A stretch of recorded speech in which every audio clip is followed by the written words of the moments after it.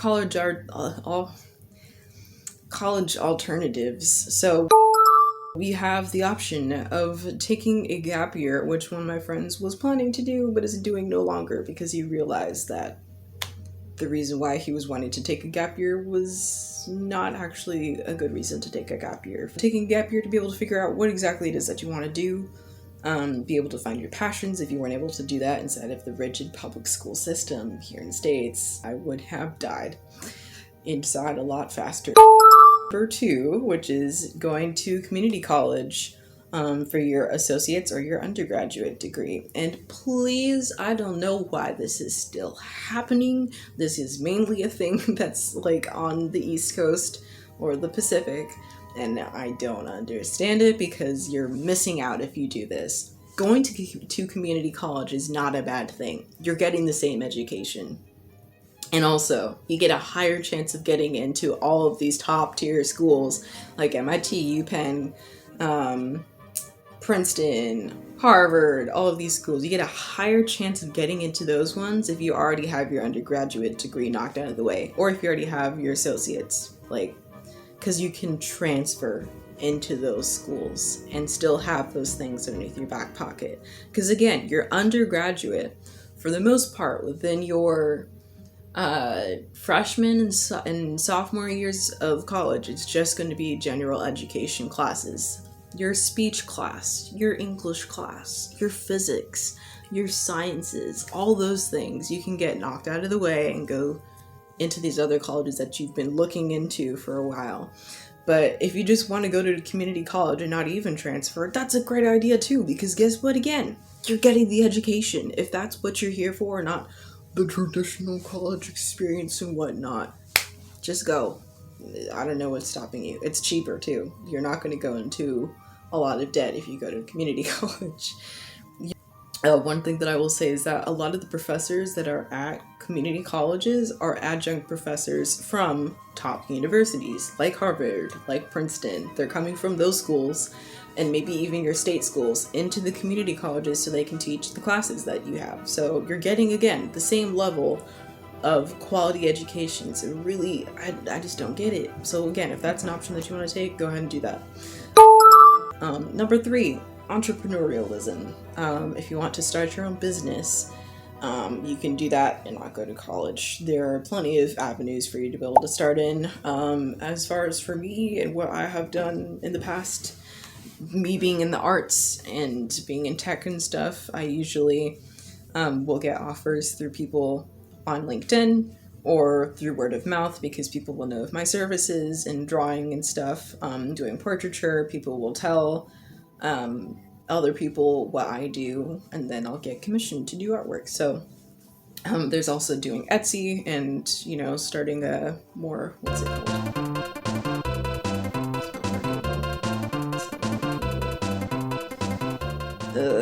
I don't remember the word. Anyways, you can use Etsy as well. There are plenty of other options for stores if you're in the arts. But even if you aren't in the arts, there are plenty of other avenues for you to be able to get your business off the ground as well. But if you want to go to business school, so you can be able to, or not even go to business school, just take a business class, you can gain that same information.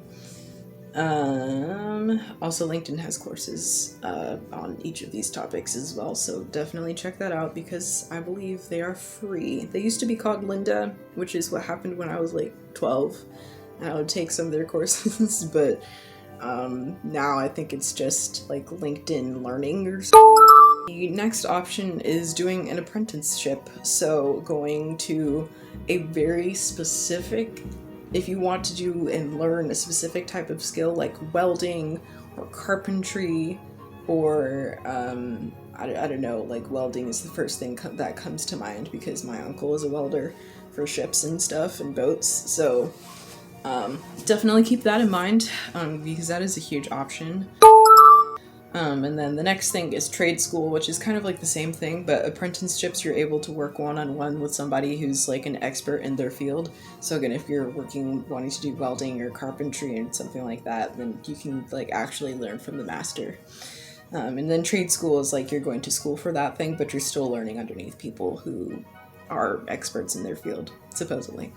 And I think that they also would have opportunities for apprenticeships through the trade schools, so you're not missing out on either or of those things. It's really just whichever one is your preference.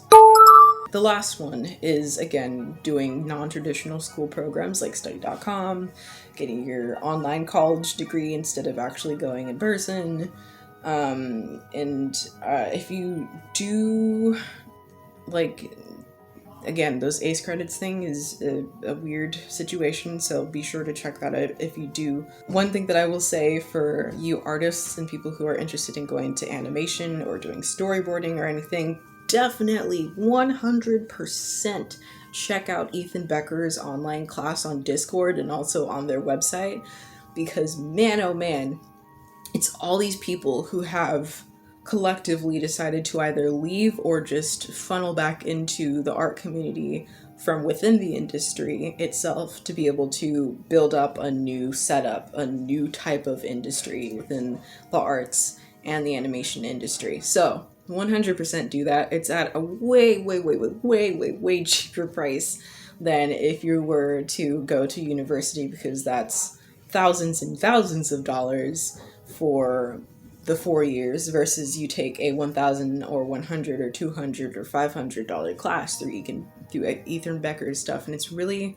intensive. I've heard from many of the classes. Not all of them are like that, but you get live help from all these professionals who are within their fields, learning how to write stories, how to script them. There's all these different aspects to in each industry, whether you're going into veterinary science or if you're going into mechanical engineering. There's different facets of each field, and you may not be interested in actually doing, if you haven't had the experience, in actually doing what you think that you want to do. So being able to experiment in this type of way with a program like Ethan Becker's would be super, super awesome for you, I will say.